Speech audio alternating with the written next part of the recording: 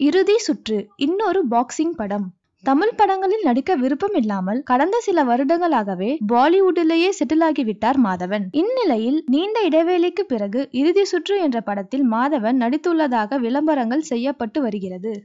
உண்மையில் அது ஹிந்தி மொழியில் தயாராகியுள்ள படம். ஹிந்தியில் இப்படத்தின் பெயர் சாலா காதூஸ். துரோகி படத்தை இயக்கிய சுதா கே பிரசாத் இயக்கியுள்ள இப்படத்தை தமிழில் இறுதி சுற்று என பெயரில் வெளியிடுகின்றனர். இப்படத்தில் மாதவன் பாக்ஸராக நடித்திருக்கிறார். இதற்காக உடம்பை மெருகேற்றி நீண்ட தலைமுடி தாடி வளர்த்து வித்தியாசமான கெட்டப்பில் நடித்துள்ளார் மாதவன். இப்படத்தில் கதையின் நாயகியாக பாலிவுட் நடிகை ராதிகா சிங் நடித்திருக்கிறார். ஜெயம் ரவி பாக்ஸராக நடித்த பூலோகம் வெற்றியடைந்ததால் அதே பாணியிலான இறுதி சுற்று படத்தை விரைவில் வெளியிட உள்ளனர். சாலா காதூஸ் படத்தின் தமிழ் பதிப்பான இறுதி சுற்று படத்தை ஒய்நாட் ஸ்டுடியோ நிறுவனமும் திருக்குமரன் என்டர்டைன்மெண்ட் நிறுவனமும் இணைந்து வாங்கியுள்ளனர். இவர்களிடமிருந்து வாங்கி யூடிவி நிறுவனம் தமிழகத்தில் வெளியிடுகிறது.